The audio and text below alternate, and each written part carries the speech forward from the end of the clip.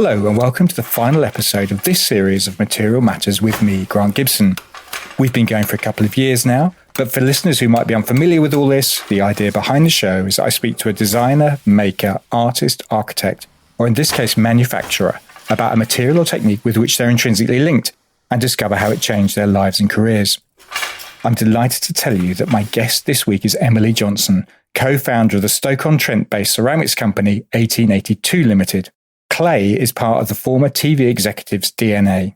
She's the fifth generation of Johnson to work in the industry, with her father and business partner Chris spending over 30 years as production director of Wedgwood after it bought the Johnson brothers in 1964.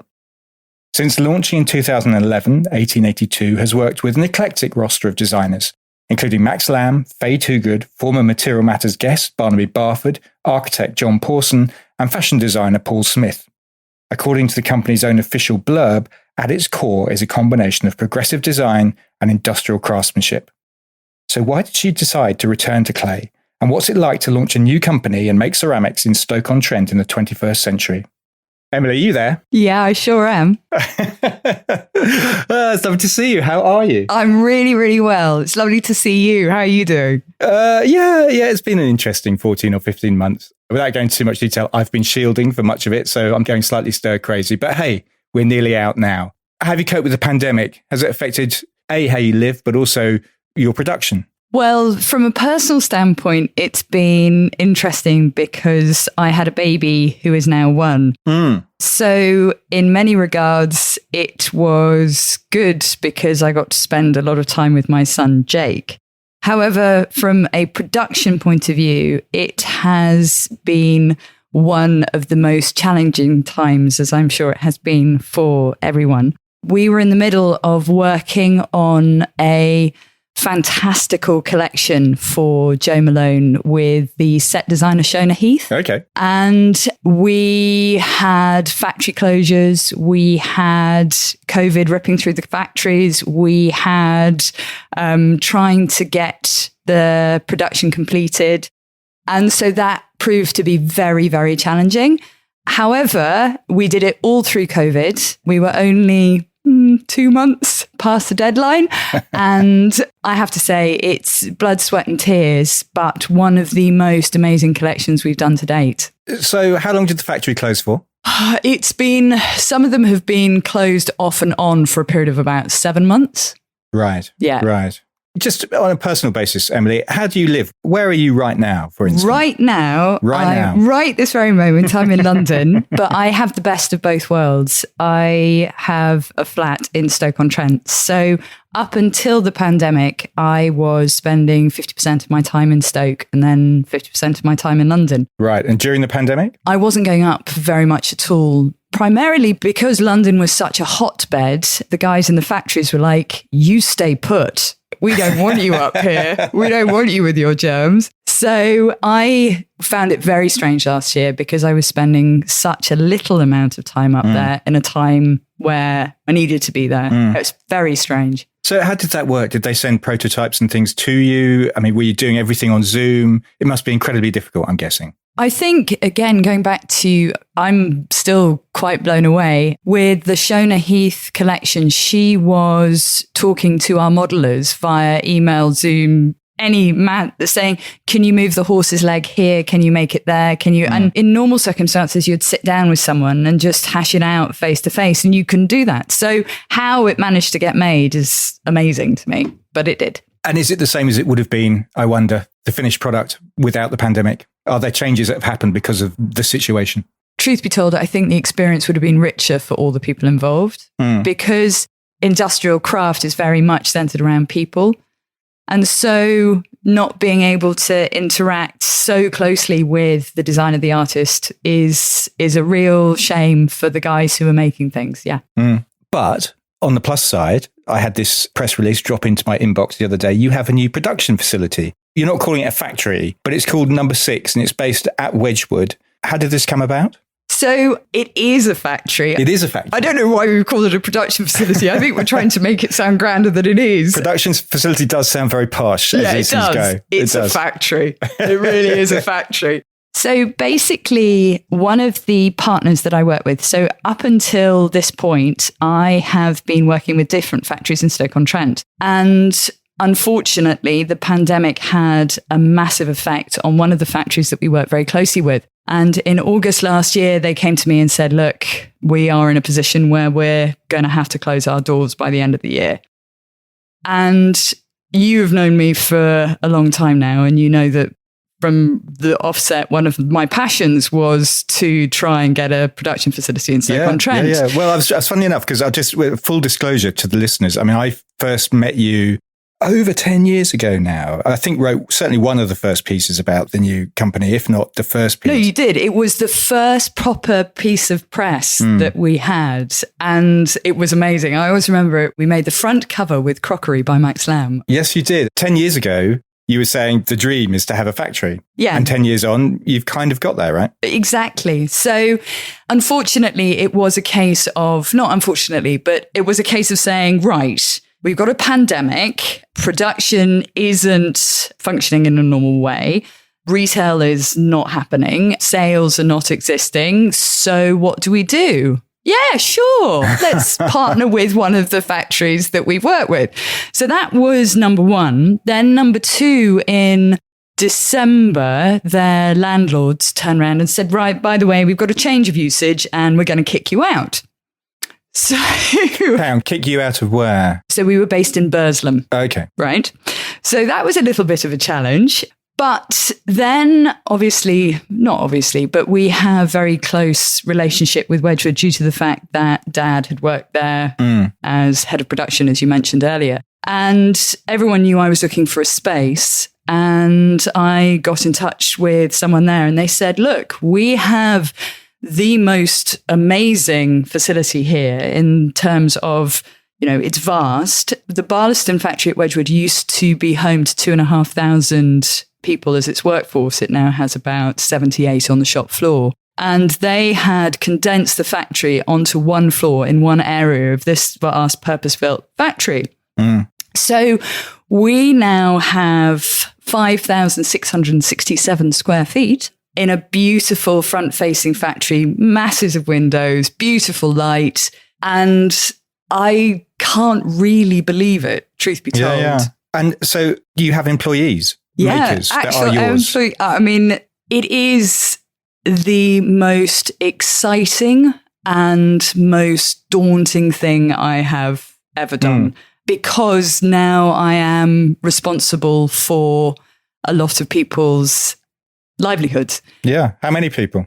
Not that many, but we're now 12. Okay. So it's quite an undertaking going from 2 to 12. Yeah. But, as they say, you've got to put your money where your mouth is. And so I have done. Very good. And I've been to the Wedgwood factory on a number of occasions, and there's a large kind of walkway above where you work where visitors just kind of watch you work. They'll be able to witness what's going on with your company, will they? Is that how it works? Well, unfortunately, they've recently changed all of that. So you can do factory tours, but because the factory is now so condensed, it's not the same format. However, they have said you're very welcome, if you want to be part of the factory tour, and I kind of go gulp, you can also be part of the shop, and I go double gulp. So yeah, it couldn't be more fantastic if it tried, really. Truly. And will everything that you have produced in the last decade, will it be made there now? Or will you go back to the people that you were making things with before? Because I know that the Max Lamb crockery stuff was made by Hudson and Middleton, I think, originally, right? Hudson and Middleton, sadly, are not with us anymore, so to speak. But our collections are made by a variety of different factories, and they will remain to be made by a variety of different factories. Anything new, we will make at number 6. But with anything, it's all about people and relationships. And it's a good idea to make sure that the people who have supported us to this point still produce our work. Why is it called number 6? Number 6, so generation 6. Very good. Very good. Yeah. The stuff that you've made previously, that you've made in other places throughout Stoke, how did you go about choosing those companies to make those particular products? Basically, one of the pillars of our company was to make sure that we used the best people within the industry. So with Dad's experience and with his amount of contacts and all the people that he knew, when we worked on projects, we were able to select the best people to work on those projects. So you mentioned in your intro the wonderful Barnaby Barford. I did. Now, Barnaby did I think it is still to this day and will remain probably for decades to come, one of the most incredible collections that we ever worked on. It was called the Tower of Babel and was a massive 6.5 meters tall, which comprised 3,000 uniquely decorated fine bone china shops. Now, the shops were modelled in one factory. They were made in another factory. The litho was made in another factory and was decorated in a fourth. So the joy at that time was being able to utilise the best people in the industry to produce something that is meant to be as incredible as it should be. Can we talk about your background? Because I think it's an important part of the narrative of 1882. As we've suggested, you founded the company in 2011. You're the fifth generation of Johnson to work in clay. Your family founded the Johnson brothers after they bought the business from J.W. Pankhurst Company in 1882, hence the name. It was bought by your forefathers, Alfred and Frederick. Then the Johnson brothers was bought out in the 60s by Wedgwood. You didn't choose to work in the industry initially. You spent 8 years in TV advertising sales in California, which sounds kind of dreamy. Did your father not want you to carry on the family tradition? Well, I think the thing is because Johnson Brothers was sold to Wedgwood in the 1960s, in essence, it wasn't a family business anymore.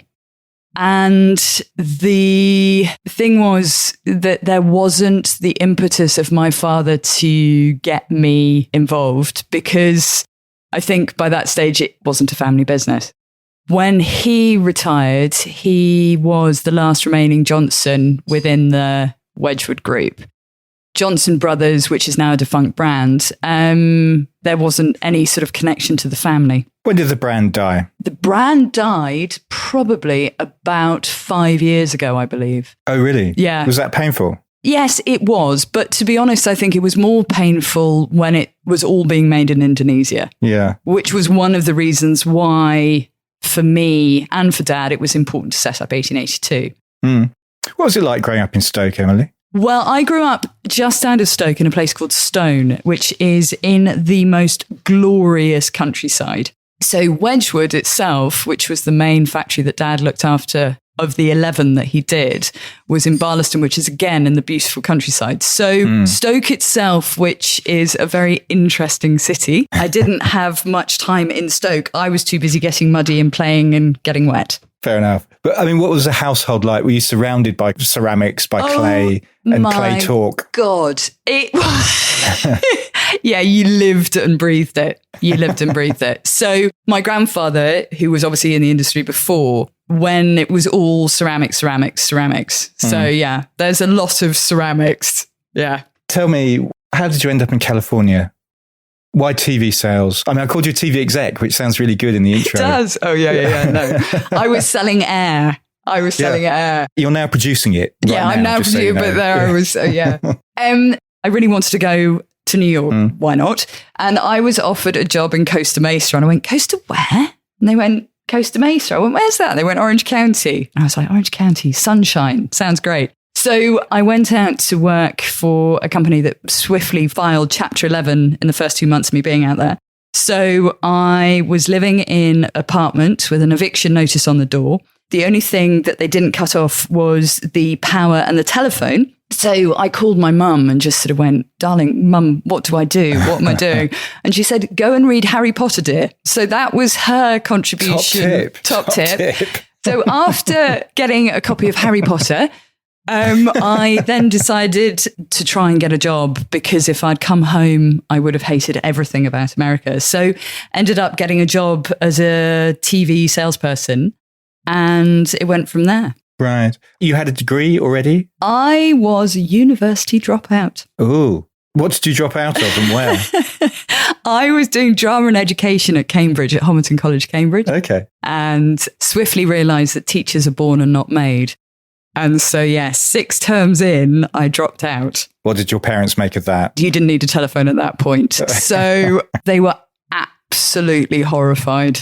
Yeah. So you did your 8 years. Were you a good TV sales advertising person? Yes. Yeah, I can kind of imagine. I was the number 2 salesperson in the company. Yeah. So I like saying number 2 because it doesn't sound as arrogant as saying number 1. But yeah, I was the number 2 salesperson. I think the thing is having an English accent there. People are like, just say brilliant. And I was like, brilliant.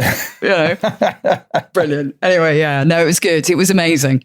Absolutely amazing. So if it was amazing, why did you decide to come back to the UK? I think I would say I had a thrisis. It was a fantastic place to live. By that stage, I'd gone from Orange County down to San Diego and then back to Los Angeles. Had an amazing time, was earning a very nice living, having a wonderful lifestyle, but it seemed to me to be a little bit hollow. So I went traveling, and I went traveling for 3 months, and then 3 months turned into 6 months, and then 6 months turned into a year, which swiftly turned into 18 months. And then I thought, you know what, I think it's time to go home. And home was the UK. You enrolled at the Inchbald School of Design, right? Yes. So you wanted to become a designer? An interior designer, yes. Okay. Were you a good interior designer? I am an okay interior designer. The thing is, the reason why I say okay is... Not number 2 then. Not number 2, definitely not number 2. Okay. But after working with the designers that I do now, I can safely say that okay is very generous of me to say about myself.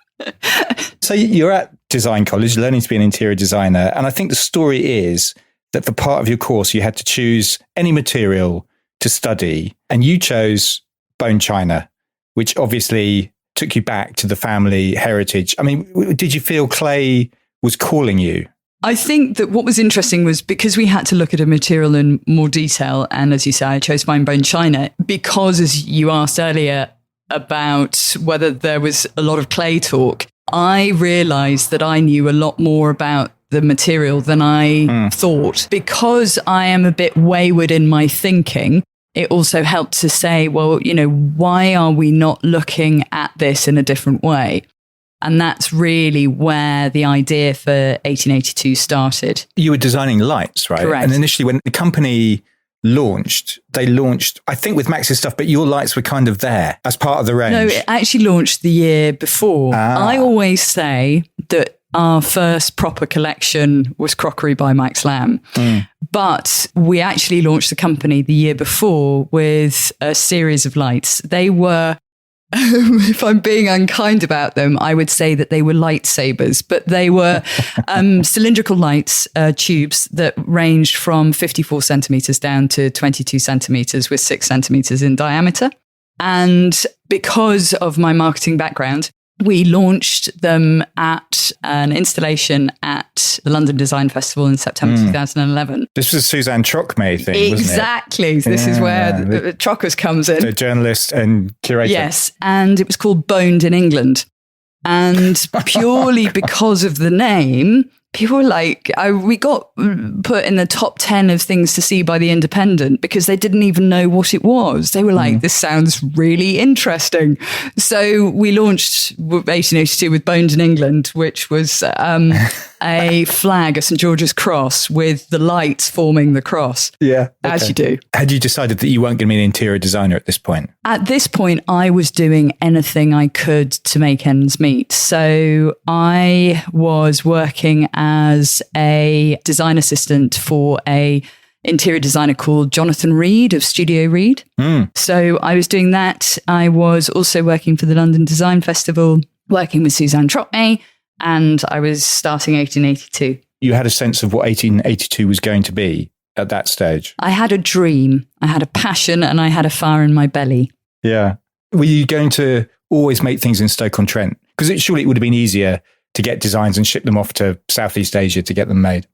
You're shaking your head vociferously at me. Absolutely, and it still is. I make my life as difficult as I possibly can. One of my huge bugbears is people who decorate plates that are coming from the Far East and putting a decal on them and saying they're made in England. But yes, everything we do is made in the UK.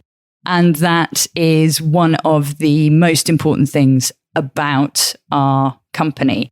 It has to be made in the UK, and there isn't another option. just not. Why does it have to be made in the UK? We have the most incredible heritage craft skills here. We have the most incredibly talented industrial craftspeople here. So let's utilize them. We make beautiful ceramics and we can continue making beautiful ceramics.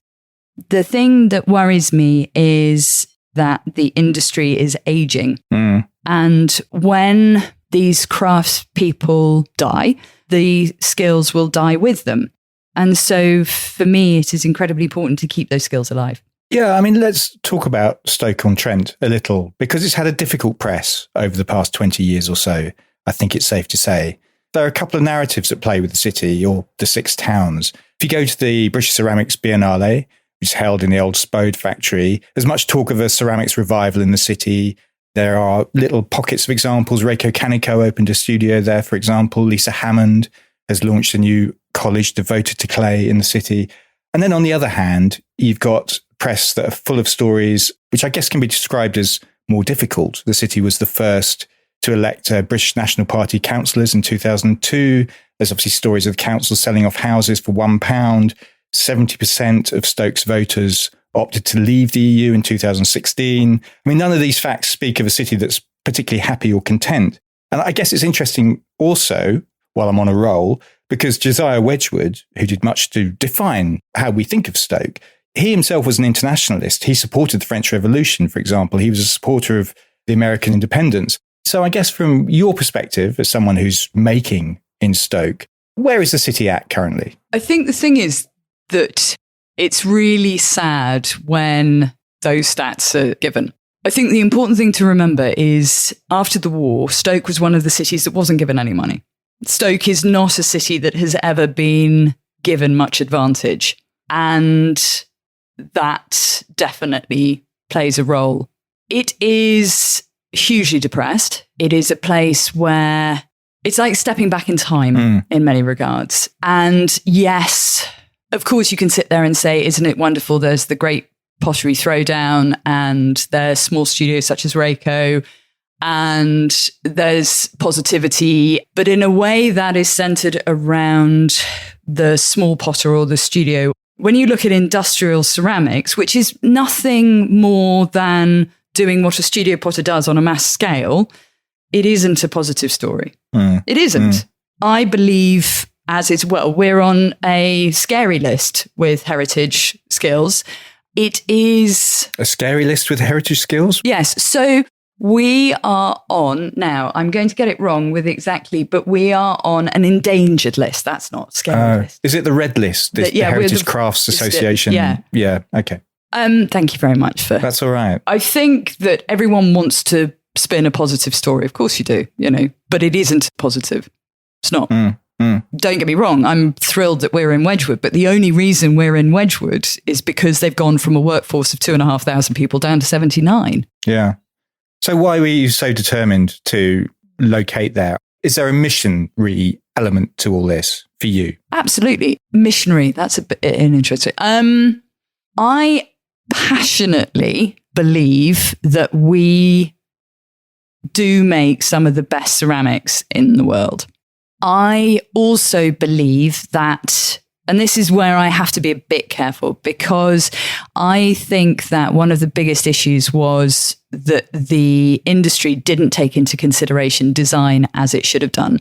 And it also didn't take into consideration consumer changes. So I don't know about you, I don't have a formal dinner. Actually, that's a lie. I do have a formal dinner service from 1950, which is my grandfather's, but I don't sit down and use it. And the thing is if you inject phenomenal design with fantastic craft skills, with a wonderful material, you've got to have a winning combination. And that's what I hope will mean that we can continue on for number 6. And obviously, you founded the company with your father. Is that an easy relationship, I wonder? Never work with friends and family. So the thing is Dad is amazing. So Dad has 62 years of experience. So there isn't anything that if I get stuck, if he can't work it out, we've got a problem. We did a piece called The Cast Bowl by John Pawson, which is actually more of a feat of engineering than it is of potting. Dad single-handedly got that made, and anyone who sees it, who knows anything about potting, goes, that's 62 years worth of experience right there. I think to begin with, he was very supportive because he's my father, but he didn't quite get how it was working. So there are a few comments like, but why are they not paying you to make it? And you're like, no. What, how it worked? Anyway, but it was a challenge until Barnaby Barford's Tower of Babel. Oh, which was quite a few years in, Emily. Yeah. I mean, it's 4 or 5 years. 2015. Yeah. And he had obviously seen it being produced, but I don't think he really truly understood what it was until we were at the V&A. Right. And that was a changing point in our working relationship when he kind of went, okay, I'm beginning to get this. And now, I mean, he calls himself the silent partner, if only. We do have some very hilarious conversations in front of people which shouldn't happen. But yeah, no, it's brilliant. I wouldn't have it any other way because my learning curve is a vertical line. I know that despite some of it, my father has my back. And working on some of the incredibly complex things that we do, you know, you couldn't ask for a better partner. And what do you bring to the company? Enthusiasm. He brings technical skills, enthusiasm. Must be more than that, though. So one of the things we've tried to do, apart from a few people such as Amy Hughes, is we have worked with people designers, artists, who have never worked in ceramics. Now, they've always wanted to work in ceramics, or they think, why not? But working in a material that you don't know when you are probably one of the best people in your field is quite daunting because you have to have complete faith and trust in the people that you're working with, that they are going to realize your idea and not make sure it's done properly and with confidence. So what I think my role in the company is making sure that the designers and artists are comfortable, but also making sure that the potters are comfortable, because the potters in their own right are artists. And so you're kind of, I suppose, artist management, but you're making sure that everyone is comfortable and everyone is happy and everyone is confident, which, considering that what we do is always pushing the bounds of the material, can be quite challenging. Yeah, well, I was going to ask actually about the designers that you've worked with over the years, because they are best described as kind of eclectic, I think. There have been big names, as we've mentioned, John Pawson and Paul Smith. Then there are the likes of Bethan Gray and Philip Malouin and Pinch, who are, you know, kind of proper product designers, I'd suggest. There are artists and graphic designers, Barnaby Barford, Bruce McLean, Dominic Lipper. You've also worked with ceramicists at the artisanal end, and you mentioned Amy Jane Hughes. There's also real industrial ceramic designers, Queensbury and Hunt, you've done work with. It's quite difficult to work out a thread that runs through all these people, or am I missing something? Now, that's the interesting one, because I think that, again, it has made life quite difficult for us in a retail environment, let's say, because you buy into a brand, and I think that you would know what you're buying into. You buy into Wedgwood, you pretty much know what you're going to get. You buy into a Saletti, you know what you're going to get. You buy into a Demora, you know what you look at these people and you know what is their DNA. Now, we have just done a candle collection. So we launched our first home fragrance candle collection. Yes, I was going to ask you about this. Let's talk about it now quickly. Yeah. So, or take your time, whichever you'd rather. Well, I won't bore you to tears. Anyway, we launched our first home fragrance collection with four candles and a diffuser. The candles are designed by Max Lamb, Snarkitecture, Bethan Gray, and Bruce McLean. Now, you put them together and you think, totally disparate. How and why?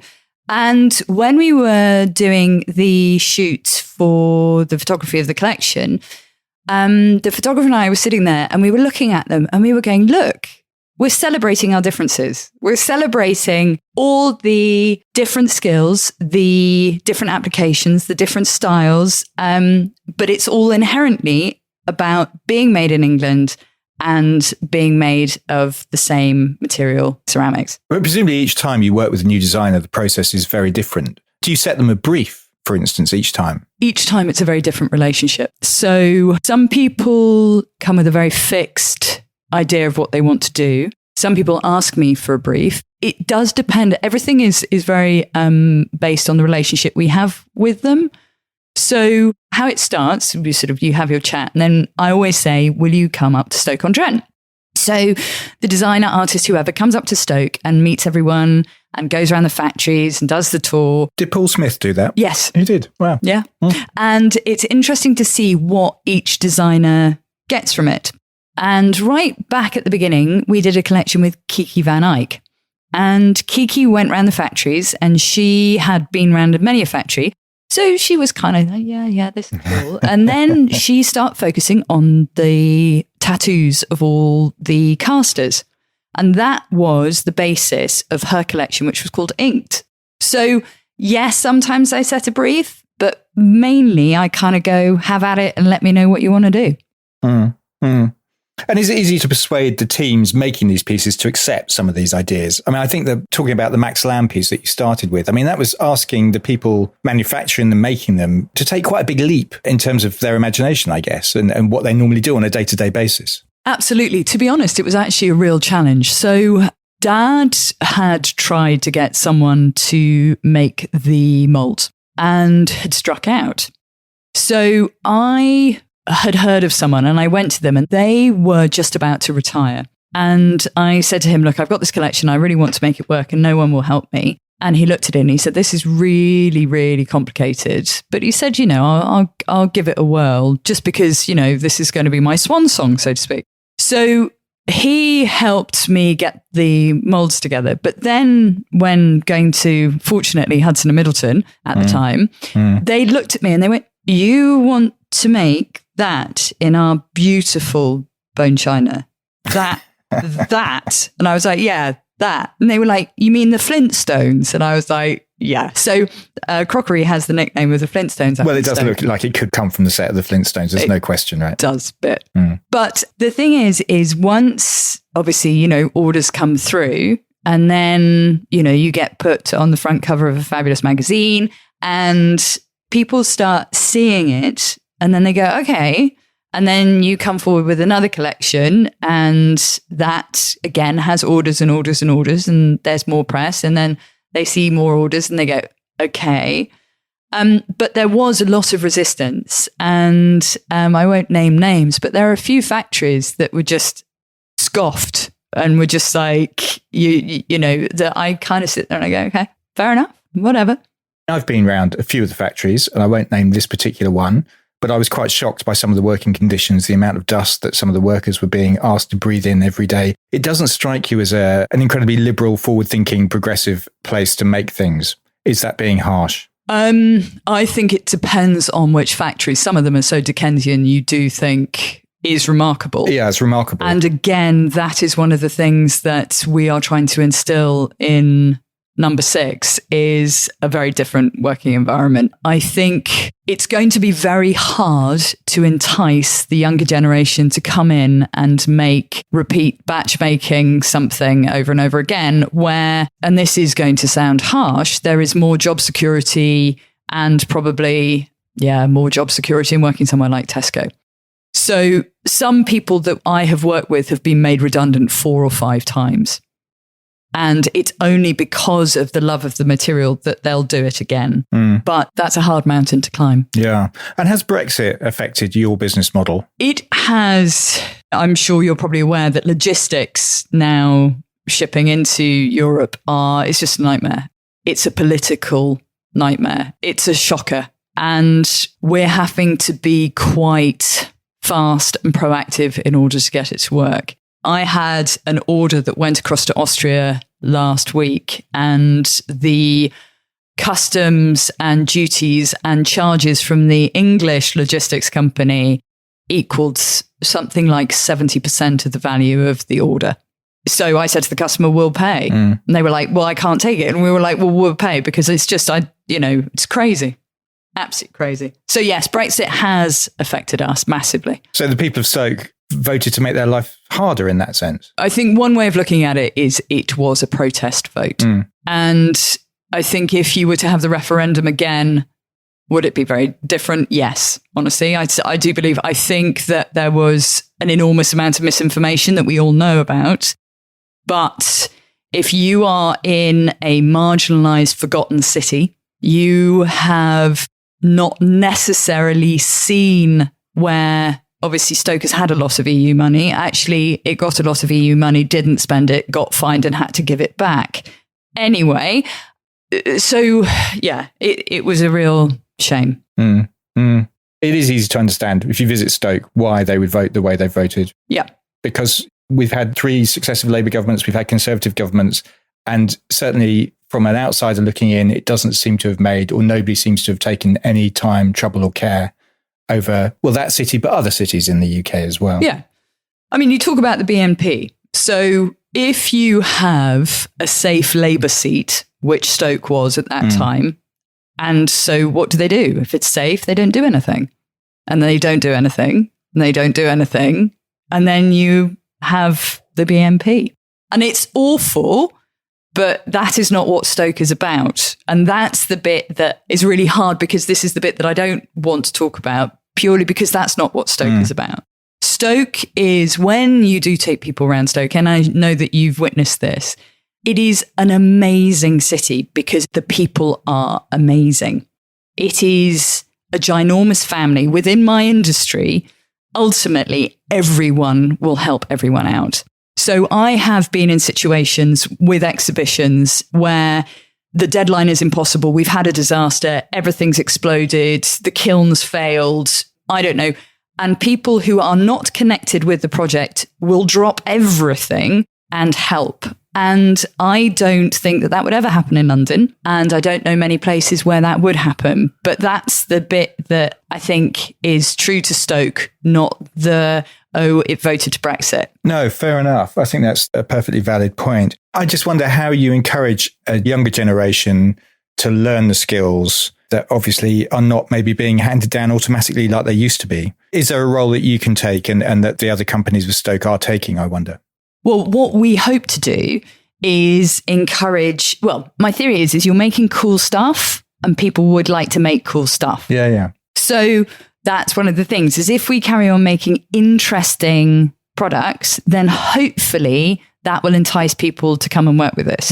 I think one of the positives from COVID is that there is going to be a lot of money in terms of apprentice schemes and things like that. I am all over that and I want to support that as much as possible. It is hard because obviously with apprentice and all the rest, but if we do not start now, we have a major problem. The modelers, the paintresses, the painters, the casters, the engineers, the kiln guys, they're all in their 50s. So we've got to do something and pretty damn rapid. I mean, has your perspective of the material changed since you started the company? Yeah. If I knew now what I should have known then, I would not have done most of the things I've done. Really? Oh, God, yeah. So that's really interesting. So what wouldn't you have done? I think there is one piece in our collection, which is, funnily enough, called Negative. So there's Positive and Negative by Snarkitecture. And brilliant. I mean, conceptually fantastic, wonderful idea, blah, blah, blah. Was I insane? Totally insane. It took 2.5 years to get it right. 2.5 years. So people say, how can you charge so much? You're like, you have no idea. It should be charged at about 15 times what it is. But what else? Your relationship with the material, has it evolved? Yeah. In the 10 years? Absolutely. I think to do what I'm doing, you have to have complete passion in it. And with that, I have an enormous respect for it as well. I think that I have the joys of working in one of the most amazing industries. It's just amazing what you can do with clay. I always remember I was on a panel and I was chairing a panel, and on the panel was Keith Brimmer-Jones. And I hadn't met him before, and we were in the green room and I was like, hello. And he said, what do you do? And I explained, and he said, Clay. Because he burst into tears. We have a common language, which is clay. And I kind of stood there and was just like, wow. But 5 years on, I sit there and I'm like, clay. We have a common language, which is clay. And it is. It's amazing. So. Yeah. Stoke has been making ceramics since the 17th century. Is manufacturing ceramics still Stoke's future, do you think? So the two industries in Stoke were mining and ceramics. They are no longer, funnily enough, mining and ceramics. I think ceramics will continue to play a part, but it will not be at the same level as it was. I'd like to say it could be, but I don't think, 1 million pieces a week out of one factory. Yes, please. But I think that is unrealistic for the moment, let's say. And what's your future? Obviously candles. Oh, yeah. Is this a sign of you branching out? Candles. No, what's in our future? So one of the people, I was at the British Ceramics Biennial, which must have been in 2000 and something, and went to it. There was an exhibition at the Emma Bridgewater factory, and in there was part of a Jaime Hyon collection. And it blew my head off. And I thought, holy moly, if they can make this out of ceramic, why are these guys not making this out of ceramic? And that was, again, one of the kind of moments where I thought about 1882. Anyway, I, over the years, because of working in the London Design Festival and whatever, would see Jaime Hyon from afar and grin at him inanely. And then I'd see him somewhere else and grin at him inanely. And finally one day he came up to me and he said, can I ask you a question? Why is it that you're grinning at me inanely? And I went, I'm really sorry. And I explained. Anyway, I'm sure he forgot about it. But last year I got in touch with him and I said, look, it's our 10-year anniversary this year, 2021. And you are actually one of the reasons why I have formed 1882. And I would be more than honoured if you would allow us to make some pieces for you with you as a collection. And amazingly, he said yes. So he has designed 3 pieces, which are very Jaime Hyon-esque and incredibly complicated. So we're embarking on that. These are being made at number 6? Yep. Yeah. So it's very exciting. Realistically, I don't think it will be released this year. So we're working with Jaime Hyon. Am I allowed to swear? Yes. Okay. So in industrial ceramics, there are, especially in a factory environment, there are, as is known, the 3 Fs, which is fill the fucking factory. So my job for the next 2 years is to fill the fucking factory. So that's what Jaime Hyon and the 3 Fs are what is going to be keeping me busy. Well, that's good to know. And I'm glad you kept the swearing at the end. I've taken up loads of your time, Emily. Thank you so much. I really, really enjoyed that. Thank you very much. I was very, very thrilled to be asked. And to discover more about Emily and 1882 Limited, go to 1882limited.com. As ever, there are images from the interviews as well as little films and other things on my Instagram page, Grant on Design. And you can find all the podcasts that I've done, sign up to my newsletter, and lots of other stuff at grantondesign.com. Finally, and this is really important, if you've enjoyed listening and want to see this podcast flourish, then please rate and review on Apple Podcasts or wherever you listen to this from. And it would make me incredibly happy if you went to my Patreon page and made a pledge at patreon.com/Material Matters. Just so you know, I've introduced a new tier. So now for only £2.50 a month, you can receive exclusive posts, blogs and thoughts from yours truly, as well as getting access to each episode before it's published to the wider world. Material Matters is a completely independent concern, and any help you could offer would be hugely appreciated. Ultimately, you'll be helping to take the message of the importance of materials, skill, craft and design to a whole new audience. So that's it for another series. Thank you so much for listening. I'll be back after the summer break, and until then, please stay safe and well.